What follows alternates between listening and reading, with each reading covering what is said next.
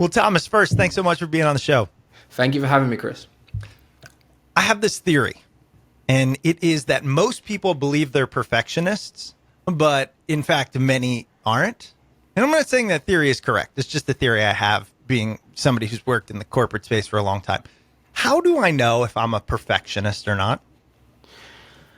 Good question. Okay, the biggest telltale sign. So perfectionists can come in many different flavors, for want of a better word, and there's no one size fits all.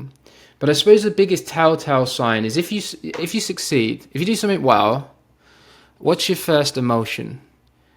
Because if it's relief that you didn't screw up, and there's probably a high chance you got some perfectionism there, because that's essentially what perfectionism is. It's a deficit thinking. It's a concealment and a hiding and a disguising of our frailty, shortcomings from the world.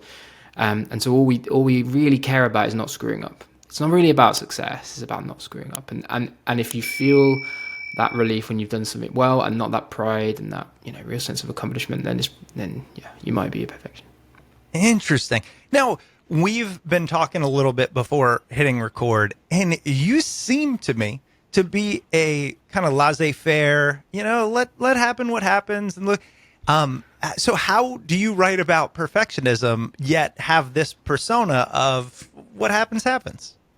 Well, this has been a retrospective fit of my life story as I tell it now. But certainly during my earlier years, when I was making my way, I would consider myself to carried with me perfectionistic tendencies.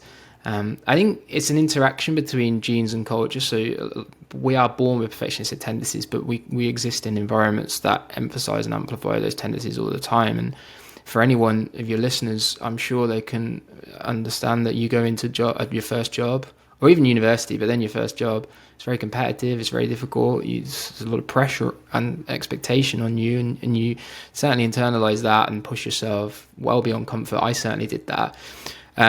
So I wouldn't say that where I am right now is how I've always been, but certainly in recent years, I've tried to just allow life to happen a little bit more than forcing life to happen all the time. And that's really helped me psychologically, not just break through my perfectionism, but also be a lot happier and more contented.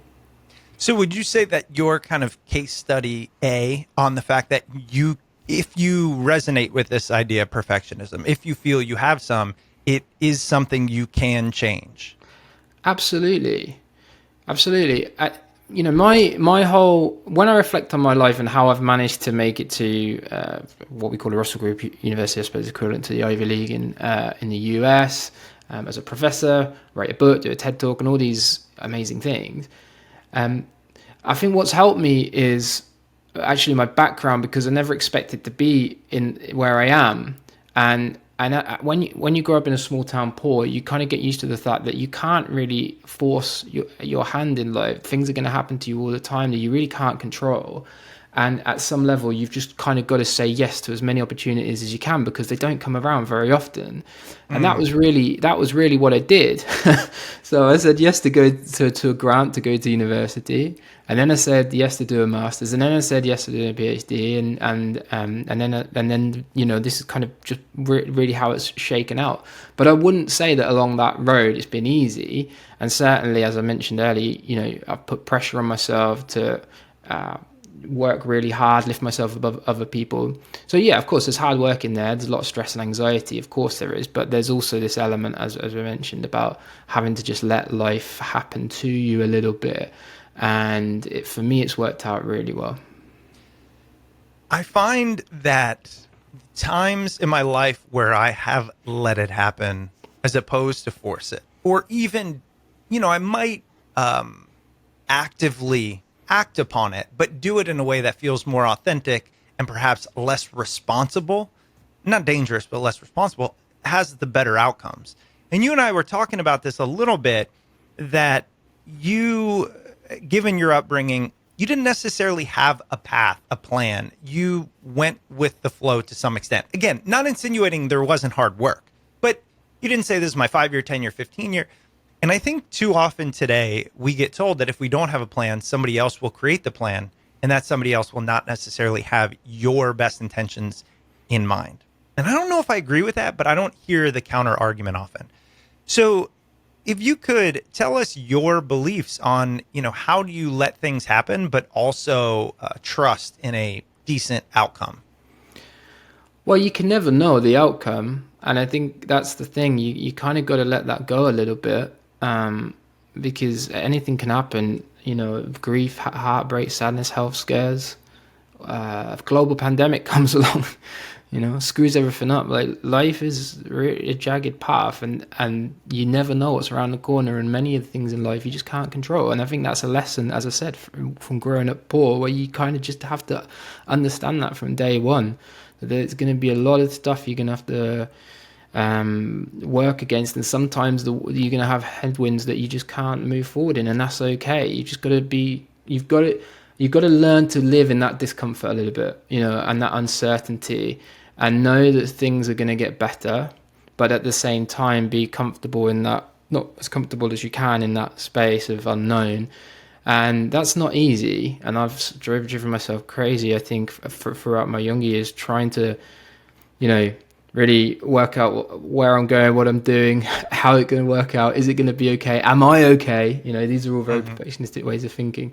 But it's really only been in recent years, by the way, which having the privilege of comfort, that's to say, being in a middle class world now, having a level of pay and wealth that allows me to think like that. I have to also add the caveat: this is a very privileged way of thinking, because that when you're not quite so privileged, it's really difficult to, let's let fly half, and what will be will be. I mean, that could be the difference between losing your tenancy, Yeah. or you know what I mean, being out of a job.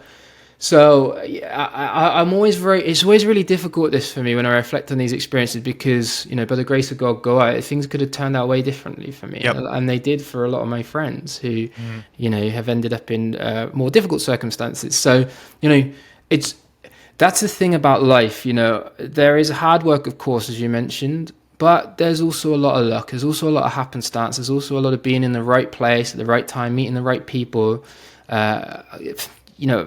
These are things that, again, you have to remain philosophical about them, because sometimes you just got lucky, and that's also a way that you can feel gratitude too, and that you're here, and it's everything is happens. I'm a scientist. I don't believe in fate, but sometimes life shakes out in ways you didn't expect, and that's nothing personal. That's just the way the wind blew, and so also I think that helps, me as well psychologically understand that I'm really privileged to be where I am, and there's some gratitude there for that too. Yeah, and this conversation hits home because this idea of control, and I think over control can be, to some, can be anxiety or things like that. And we've talked about life is technically outside of our control, but there are things you can do. And that finding that line is really difficult, right? Because I'll give you an example. We use propane gas for a lot of the heat and stuff in our house. And I just found out that carbon monoxide detectors will not detect propane gas. So you have to buy something called a combustible gas alarm. Yeah, I never knew that, 40 years old. So I just bought 3 of them, put them in my house, because I don't want my house to blow up. Here's my point. I feel like that is a mature way of dealing with control. However, where is the line? Because why do I buy 3? Why don't I buy 7? Right? Why don't I switch to something that's not combustible? Why don't I use electric? Like, it keeps going. And this idea of control, I struggle with, and I think many people listening probably, where do we go? This is responsible control, and this is over control. Yeah, but everything in moderation. So everything that I've just said about letting the course of life unfold doesn't mean that you can't work hard. Doesn't mean that you can't be ambitious. Doesn't mean that you just allow whatever's going to happen. You can, of course, have agency, and you look at many successful people. Yes, they had luck, happenstance, all the rest of it, but they also worked really, really hard. It's a combination of the two. And the line, I think, is really everything in moderation. Like, it's like anything, like the growth mindset. Take the growth mindset. Great thing, focusing on your efforts, working on developing your talents. All of these things are great. But taken to the extreme, like if you force yourself to grow at all times, in all places, no matter what, well, of course, that's perfectionism, because it doesn't let you stop. So you have to, I think in this, the thing is, in this society, everything is about maximization. Everything is about improvement, doing better, being somebody, being anybody, but the person that you are right now in this moment, because there's always more. And that is just as much of an impact on people's perfectionism as this idea that we can be the author of our own destiny, or that we control everything. So I think it's about moderation. It's about understanding that there are limits, that we're just human beings and our resources are not infinite. Of course they're not. And being happy, being content with that, being okay with that, knowing that sometimes we're going to have a nice tailwind. That's great. Work as hard as you can to maximize it. But then sometimes it's going to be a headwind, and that's also okay. We need to learn to be comfortable with that. Standing still is not shameful. And even regressing, you'll wake up one morning, you go to work, and you realize you didn't know as much about a thing as you thought you did, because someone's come in the door and told you something that you didn't know. Again, these are just normal, natural experiences of being a human being who's on a journey, on a path to somewhere, and it's all part of the process. And if we try and push and do more and have more, be more all the time, then that's a really exhausting place. I got to tell you, this quote, I don't know, might go up on my wall somewhere. Okay. And I just have to tell you, being anybody other than the person you are in this moment, right? Like you were saying, we want to be somebody, we want to be anybody, we want to be anything other than the person we are, oftentimes. That's a really profound, yet I believe correct statement, especially for those struggling with perfectionism. Right? It's never enough. That's essentially a short definition, I would imagine. Yeah, that's exactly right. And, you can read all sorts of seminal authors, people like Brené Brown. It talks about the cultures of never enough, and the sense of, needing to do and be and have more. She writes very persuasively about, speaks very persuasively about. Other clinicians that I'm writing about in my book, Paul Hewitt, Gordon Flett. You can even go back to the 40s and 50s with Curran and Albert Ellis. All these people have talked about that core deficit thinking at the root of perfectionism. But, Chris, there's an interesting symmetry here, I think, between that deficit thinking that's at the root of perfectionism and the way that our whole economy works. We need to be doing more, having more, consuming more, working more, because that's the fuel for growth. If we weren't doing those things, we weren't purchasing, we weren't consuming, we weren't producing, we weren't working, then the economy was spiraling into recession in rather short order. So that's why advertising keeps us on our tiptoes. That's why social media bombards us with targeting ads all the time. That's why we're taught to work hard to get through very competitive college and schooling college system. That's why the grind and hustle is at the real core of our working identities, because we have to be kept doing more, working harder, consuming more, held in a state of deficit. Now, I think there's a curious symmetry there. This is something I touch on in the book, because yes, as I mentioned, perfectionism is genetic. About 30 to 40% of perfectionism is genetic, but the rest is explained outside in our wider environment. And all I see right now, when I look out into the wider environment, is perfectionistic fantasies about having, doing, being more. And I think that this is something that's very much amplified and emphasized in modern culture, for sure. Speaking of culture, you told me prior to recording that you live in London. You're from London. I don't know. You're all over the place, but I know there was a part of you that was in London at one point. Is that where you live currently? That's right. Yeah, I'm based in London. Okay. And you're finding a greater resonance in the US with this idea of perfectionism. I mean, you're far more global than I am, so I'm just going to open it up. Like, how do you see that? And then what do you think it means? Okay, thank you, Chris. You've paid me as an international player. I'm not really sure that's... Go with it. That's the truth. But anyway. You live in London. You're in Canada right now. I mean... Yeah, it's true. Okay, well, maybe I am. All right, let's go. Okay, so yeah, I'm definitely seeing much more enthusiasm for the topic in the US, 100%. Not to say that I don't read about it, work with people who are perfectionistic in the UK, and get asked to do a lot of things in the UK, but certainly in the US, people are really interested in this. Like, they really want to know what's going on here, because I think the US, unlike any other place in the world, is hyper competitive, individualistic. But these are virtues, by the way. These are things that the US holds to be really important to the Mm-hmm. national psyche and the national identity, which is great. If you look at across the history, you can see it's driven so much economic innovation, advancement, economic growth, and US today is a powerhouse still, and a success story of what an economy that's driven by these principles can create.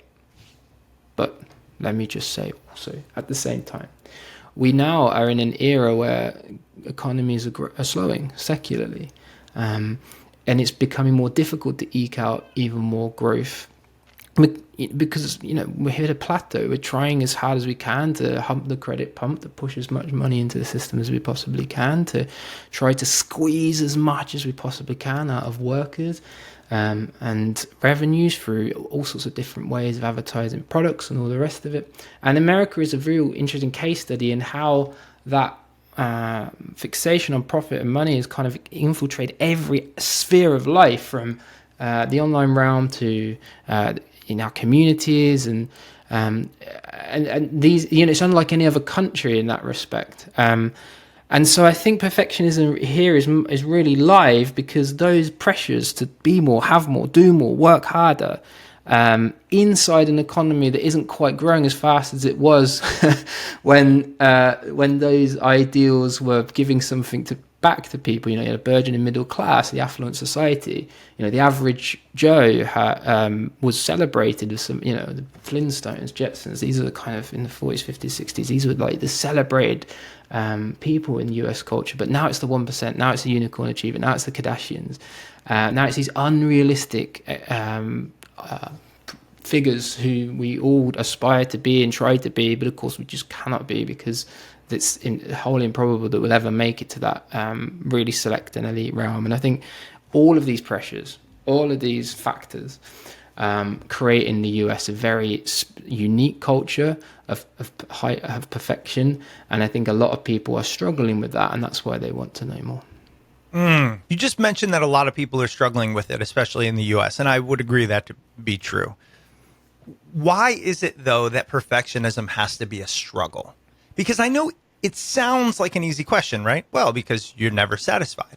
But I'd imagine there's a little more to it.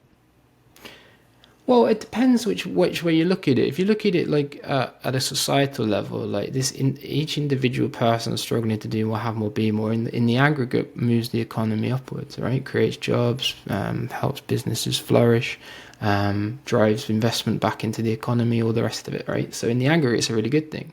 But at an individual level, for each individual person slogging under the vice of an economy that needs them to do more, work harder, be more, and all the rest of it, that can be really a difficult thing.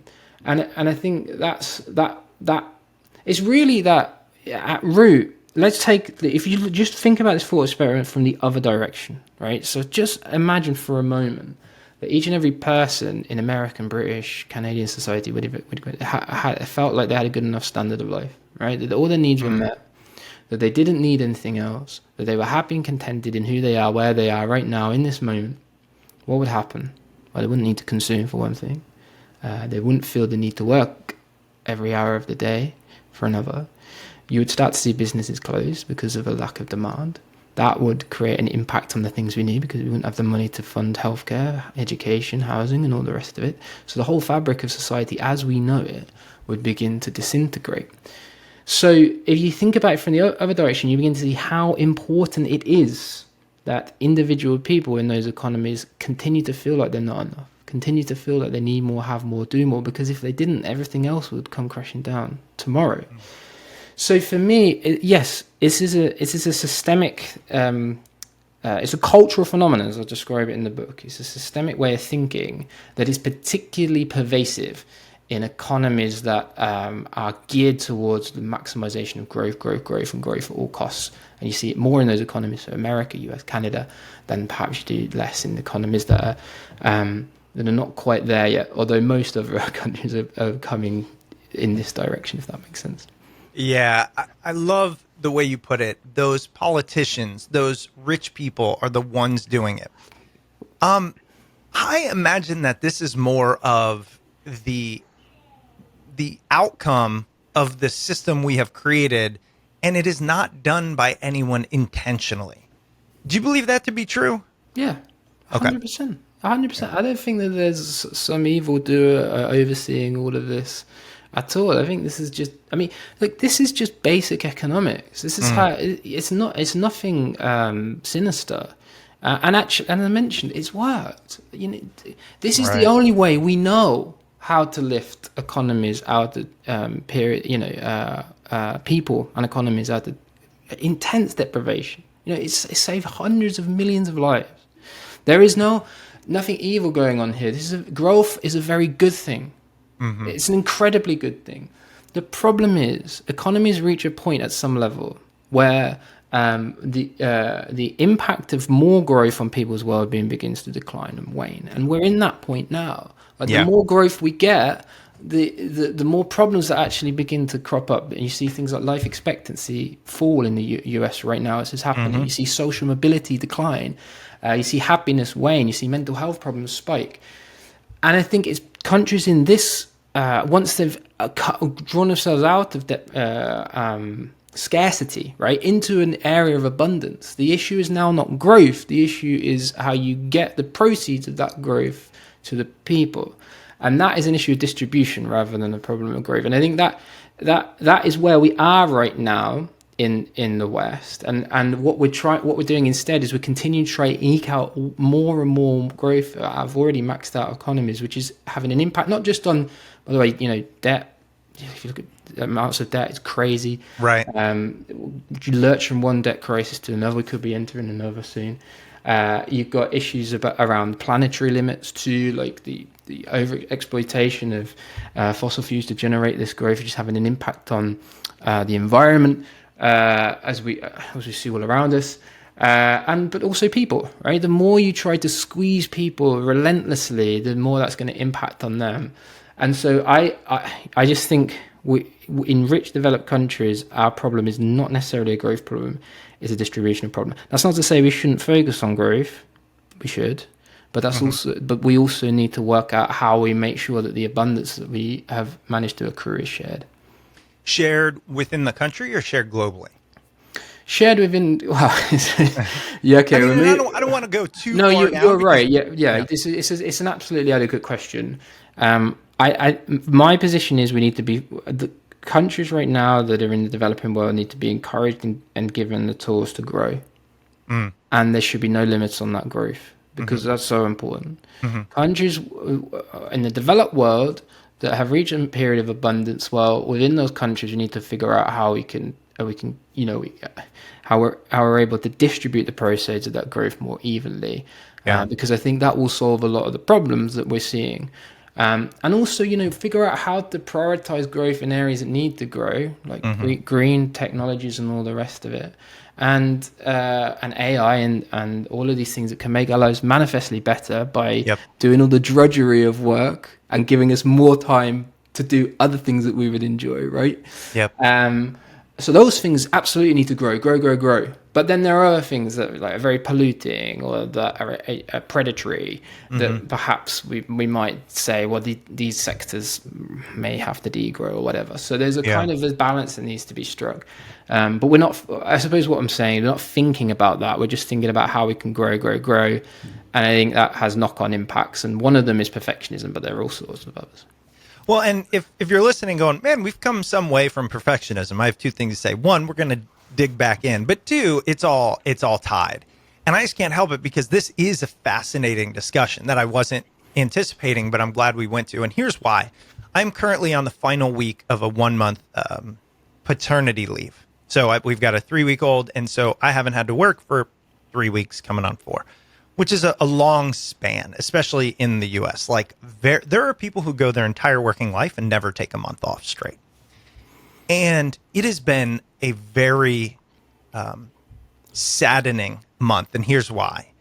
I have done more in 3 weeks for myself, for my joy, for my health, for my family in 3 weeks than I've done in the previous 3 years easily. I took my kids to go shark teeth hunting, and we went camping, and we went to a minor league baseball game, and we've done all these things. I'm renovating things in my yard. I've cultivated the honey from my bees. All these really fantastic things, right? Which is what I believe to be life. And what I've realized is exactly what you're talking about, which is this should be normal for us. We should be able to have this, right?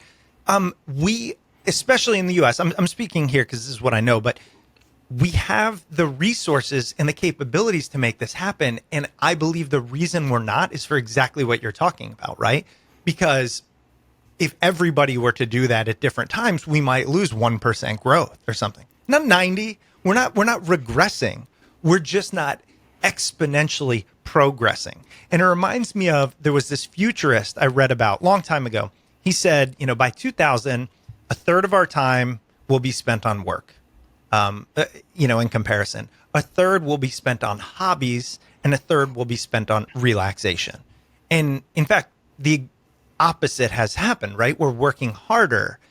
And all of it seems backwards, but it is feeding into exactly what you're talking about. And it's frustrating. Yeah, it's crazy that John Maynard Keynes wrote a very famous note to his grandchildren, where he predicted that this was around the 40s, 50s, something like that. I can't remember exactly the date. Where he predicted that technology would advance to such an extent that we would spend more time in our communities with our friends and our families than we would at work, because we wouldn't need to work, because machines would be doing everything for us, right? And you're absolutely right. The opposite has happened. Yeah. Now we have an opportunity with AI actually to reverse that trend, which I really think we should jump on. Like, everyone's so scared of AI, but I think if we can use it right, we can really it can enliven our lives in so many ways, because it won't. We won't.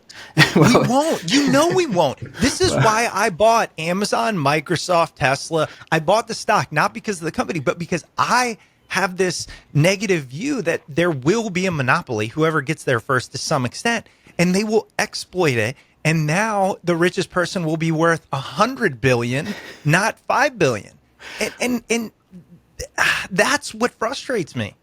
It's frustrating, but I really think there's an opportunity. And the problem is, like, you're right. At the moment, the way the economy works is that all of those productivity gains will be siphoned upwards towards whoever is the first to win the race. Like, that's how it works. Yeah. But I think, I hope, and the optimist in me hopes, that if we can just use these technologies in ways that free us all from the drudgery of work, and there's almost like an AI dividend.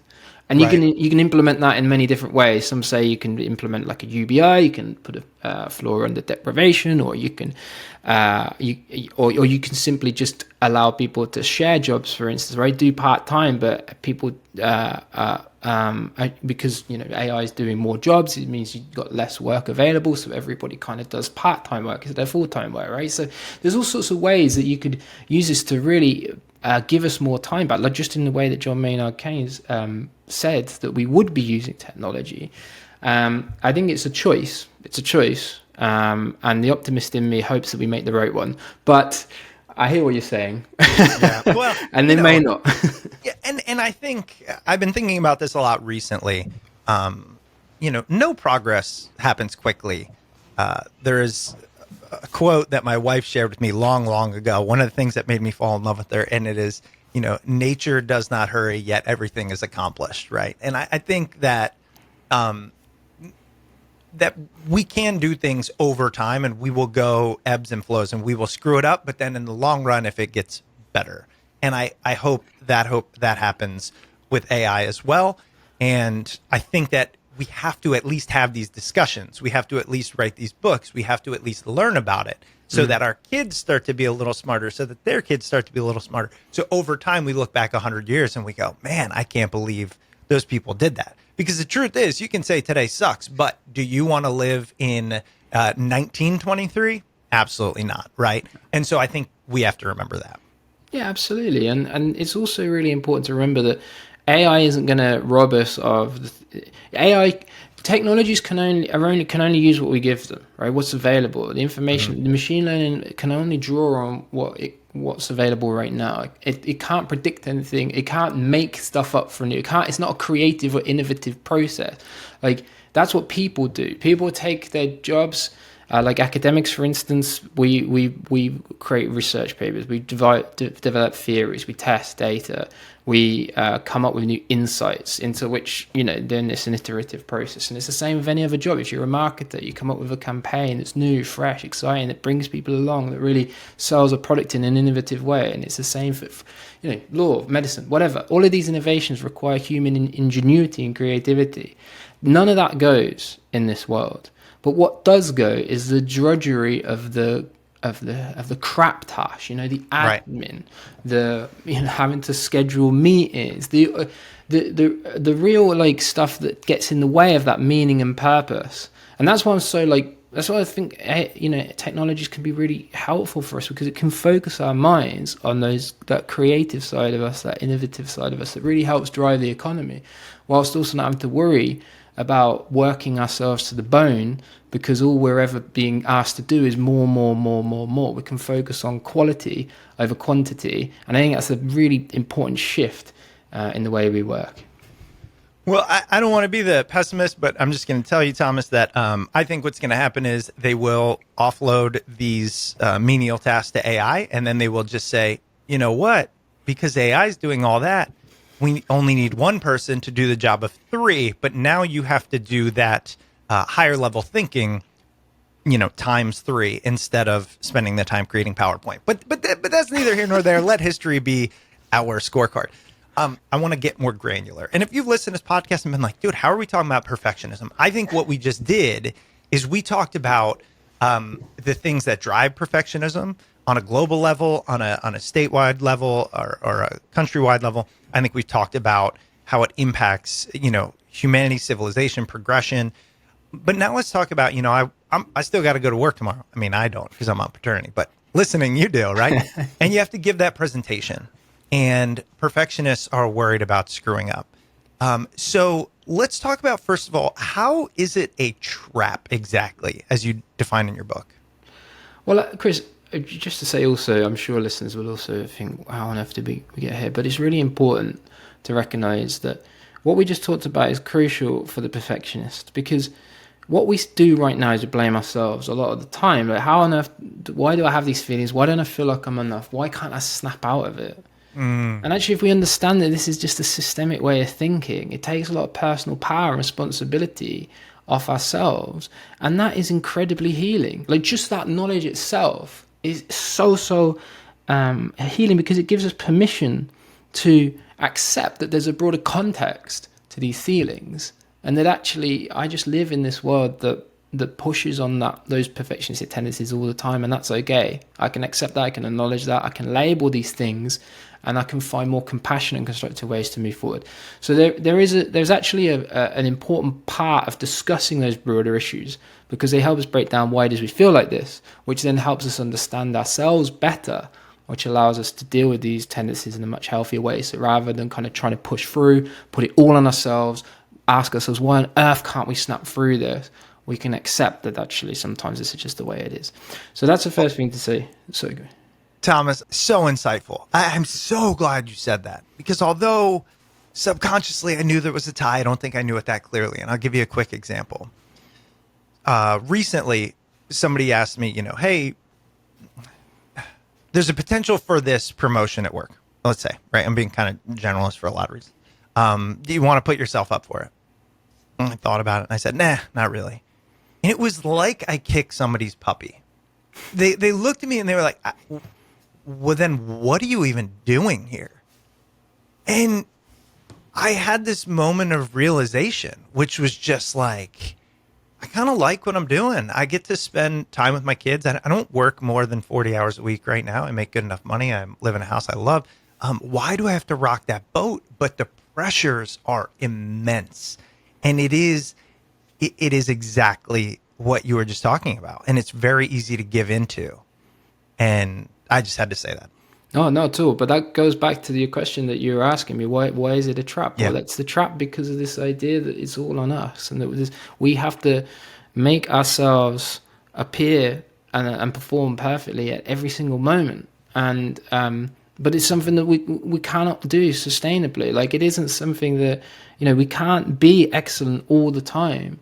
And also, there's another piece to this, because even if we are excellent, we just set a new floor for expectation. So the better we do, the better expected. It's like trying to chase the horizon. The closer you get, the further it moves.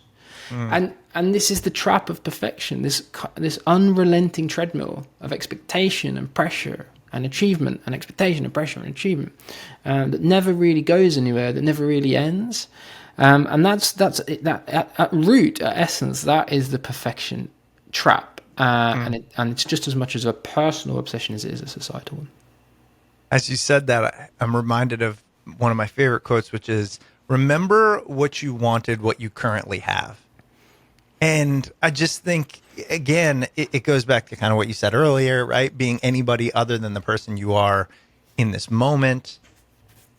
Is that the cure for perfectionism? Is almost gratitude? Gratitude, and much like master clinician Curran talked about way back now in the 1950s, the goal of therapy for the perfectionist is to try to return the patient to themselves. And that is really quite a profound, that left an impression on me, because she talks something about things like self-acceptance and a wholehearted commitment to living with all of ourselves and all of our feelings. And by the way, every single one of us will know what this feels like. So if you've ever felt love for a human being, like, just in that moment when everything else disappears and all you have right there is that intimate connection of just living inside that joy. Kids do this all the time, by the way. You see this in kids all the time, just completely content with themselves and all of their feelings in that moment, not worrying about anything else around them. There is a human capacity for us to connect with ourselves to such an extent that nothing else matters, and that we just live and experience that spontaneous joy that comes with existing. That is what Karen Horney talked about when she talked about connecting with ourselves. Now, of course, look, we're not going to, if we don't live in a constant state of that, that joy, but the goal is to try and experience that joy in ever greater regularity. That's the goal. Because at the moment we're robbed of those experiences through our perfectionism. I think Brené Brown called perfection the thief of joy, and that's very true. We just don't give ourselves permission to experience contentment, serenity, just living and existing inside of ourselves. So that's if you want to get at the root of how we overcome perfectionism, for want of a better word, it's really to try to connect with our inner selves, our true selves, our authentic self. I feel like the hardest part of that is doing it in a world that wants you to be anything but that, as we've discussed. Have you found any recommendations in either your life or in your research on how to combat that? I just imagine the person listening to this on their commute saying, yeah, sounds great. Thanks, Chris. Thanks, Thomas. Assholes, right? I'd love to be my authentic self, but I'm going into somebody who's going to tell me my authentic self is incompetent, How can we do that? Yeah, it's really important, and I've heard this a lot. The answer to that question is, first of all, to recognize this is not your fault. Like that, knowledge is power, right? That's what they say anyway. But in this case, it's really true. Like, understanding there's a broad context to the way why we feel like this, why all of us feel like this, I think is incredibly healing. And there's a lot of comfort we can take from that. But beyond that, there are many things that we can do in our own lives. The first is to try as much as we possibly can to let life in, let life happen, understand that life is a jagged path, and sometimes things are going to go well, sometimes things are going to not go so well. That's okay. It's all part of the process. And being brave, being vulnerable, pushing ourselves out there. If you're on a commute this morning and you have various things that you don't think you're very good at and you want to hide them, maybe public speaking is one of them, hear this a lot, put yourself out there today. Go into the office, say, I want to give that talk next week. Let me do it. Let me lead. and go with the feelings. Just sit there with the anxiety and discomfort. Don't try and repress it or work around it, but just actually sit in that state of discomfort. Become as comfortable as you can. I feel the fear and do it anyway. It's kind of a very common thing that people say, but that's really important to do. Like, just feel that fear, do it anyway, and then go through the process of actually doing it. Push yourself out there, give the talk, and then ask yourself, okay, was that as horrendous as I thought it was going to be? Often it's not. Most of the time it's not as catastrophic as you think it's going to be, but even if it goes badly, this is also a really nice learning experience. What can I do better? How can I improve? How can I learn? How can I take that experience and be better next time? And it's those small steps in a forward direction that make the most difference. Pushing ourselves out, learning, growing, sitting with the discomfort, learning to be more comfortable in that state, and then doing it again and again and again. And the other thing I would say is, try not to get too focused on being excellent or excelling in absolutely everything. So yes, if you're not a very good speaker, that's fine. You can become better. But there are certain things that we do in our lives that bring us a lot of joy, a lot of happiness, but we withhold ourselves because we don't think we're a world champion at it. And I see this a lot in perfectionistic people. And really knowing and understanding that we're imperfect, that we're not going to be brilliant and everything gives us permission to go out there, do the things we love. Don't hold back, I suppose, is what I'm saying. And there's loads of examples of that in my own life, like music. I'm a good musician, a songwriter. It's helped me through some of the lowest points of my life, but at the same time, I can't sing. And so I would hold myself back because I didn't think I was very good at it. Again, if it's baking, if it's sports, if it's anything that you do at work, there are things where we just think we hold ourselves back because we don't think we're going to be excellent at it. So we just don't do it at all. And again, it's really about putting ourselves out there and doing things. And knowing that we're not going to be perfect, and that's okay. And then finally is self-compassion. I know this is a very common one. I'm sure your listeners have heard this a lot. And they're going, okay, yeah, here we go again. But it's so important. I can't emphasize enough how important it is to be compassionate to ourselves all the time. And particularly when you screw up, because if you're putting yourself out there, you're going to screw up. You need to be kind to yourself. You need to tell yourself it's okay next time. It's all right. Don't worry. We're just imperfect people, and that's absolutely fine. We can grow and we can develop ourselves for next time. So those are the things that I try and do in my own life. There's a lot of evidence to suggest they work, but it's not easy, and it's a journey. And you might never get there, by the way. You might never overcome your perfectionism completely, but that's okay. The most important thing is to be on the journey. What I realized is, you mentioned this idea of just put yourself out there, right? Try to grow from it. But there's a difference between put yourself out there, try to grow from it, have compassion for yourself, and put yourself out there, evaluate your flaws, make sure you fix them. It doesn't necessarily have to be done with such intensity. No. Like in the world in which I live, when I basically do public speaking and presenting for a living, my day job, not this, there's this phrase like feedback is a gift. And I've always struggled with it because I felt like, so if every time I go do my job, there's somebody there telling me about what they think I could have done better or different. I mean, what's the point? And I get it, right? In theory, the idea is great. Well, you can grow, you can use that information but I don't know, does it really have to be every time? It just seems, again, like part of that cultural component. Yeah, but that's the most important thing about actually putting yourself out there, because if you're compassionate to yourself, sometimes you can also know that there was nothing sometimes, if, like you just mentioned, in failure or in screw ups or whatever, there's nothing actually to learn. There's no growth to be made. You knew what to do, you knew how to nail it because you'd done it before, but you just had a bad night's sleep, or you got into an altercation or coming in and really tilted you or whatever. Like, there's all sorts of things that could have happened in your life that day that created the issue, and it was not really it's not really, you can get your mentor coming up and telling you, well, this wasn't great and you could have improved this or whatever, but actually, like, none of that really matters because you knew all those things. You just had a bad day, and right. And that goes back to that piece about living, or trying to live as much as you can in a place of serenity, knowing that life sometimes happens to us rather than the other way around, and understanding it, accepting that helps us accept when things don't quite pan out the way we planned, and it's not an imperative to grow. It's just it's just one of those things. It's just part and parcel of being a fallible human being, and I think that's also that's helped me certainly take a lot of pressure off myself when things haven't gone quite so well.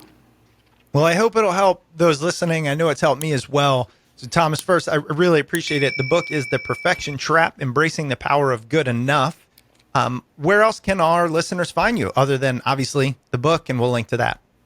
So I got a website, tomcurran.com, Tom's book, THOM, Curran, CURRAN.com.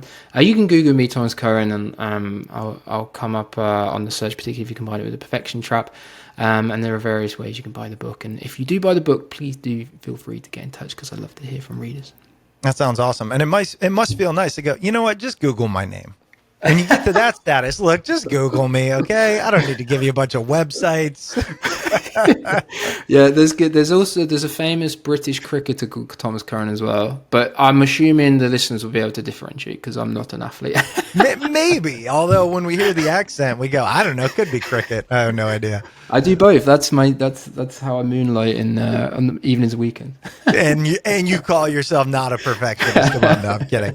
All right, Thomas, appreciate it. Thanks for being on the show. Thanks, Chris.